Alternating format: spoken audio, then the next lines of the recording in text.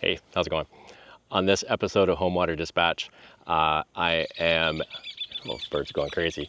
I'm in the Corrientes province in Argentina, and behind me is the Isoro Wetlands.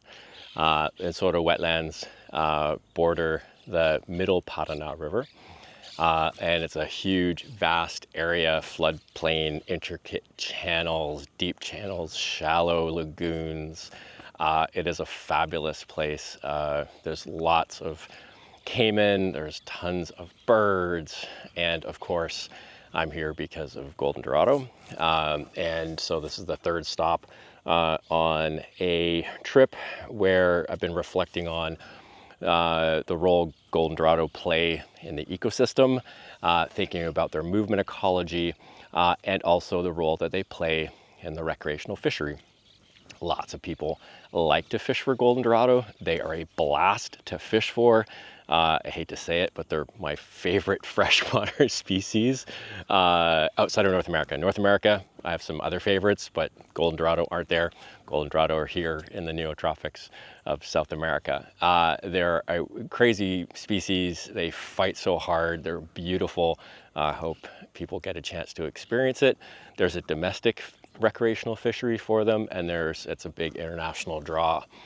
And as I've been exploring and learning about the recreational fishery and thinking about the different ways that they are fished for via fly fishing, via conventional tackle, one thing that really stood out, and I find it very progressive, in that in the state of Corrientes, the treble hooks aren't allowed.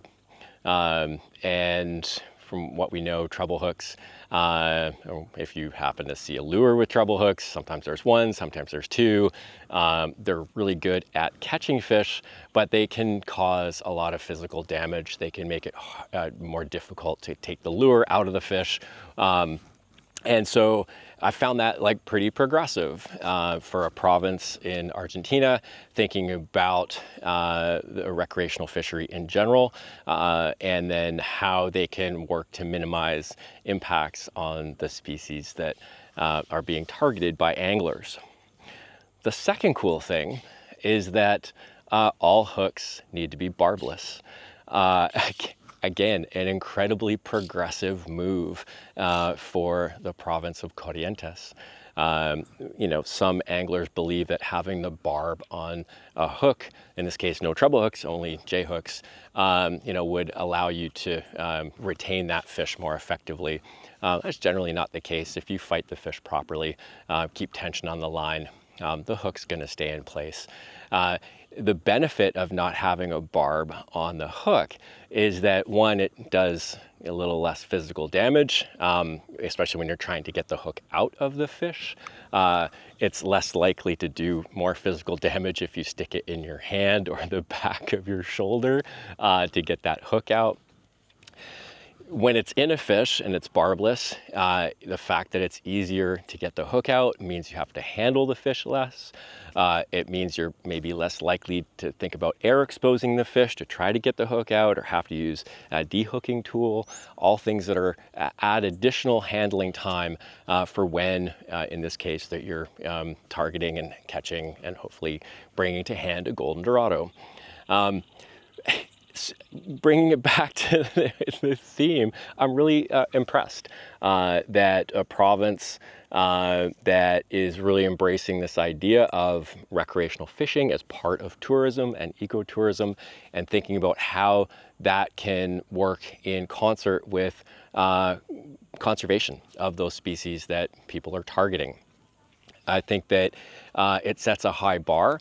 I'm hoping that, and people are interested in thinking about, the way golden dorado play a role in the ecosystem that's behind me, or the larger ecosystem in the watershed, and the value of that fish, that species, and other species to the local communities that are here, that are playing a role in tourism, that are thinking about the more holistic integration of recreational angling in this broader idea of nature-based tourism.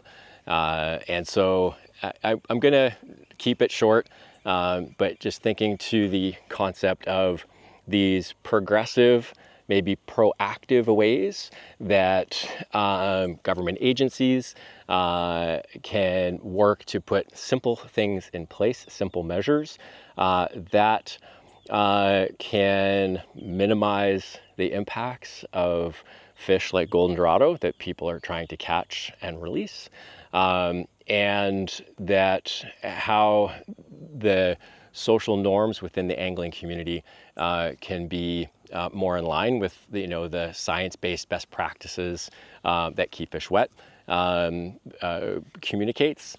There's been a little bit of science on catch and release of golden dorado. I'm fortunate enough to be able to have in part of my lab some grad students that had done that science.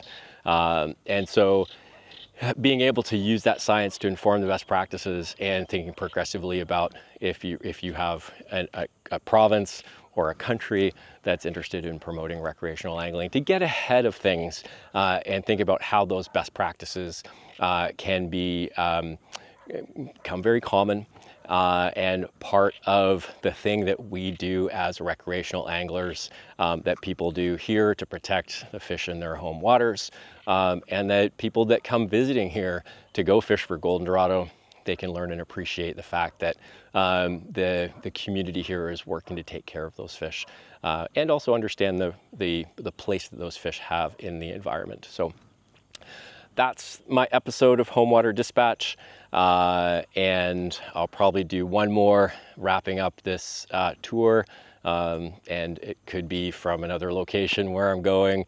I have one more stop, but it's going back to the same place I started, Itati. And yeah, well, we'll see you there. Maybe not. Who knows? I'm rambling again. I'm gonna go hang out by the water. Bye.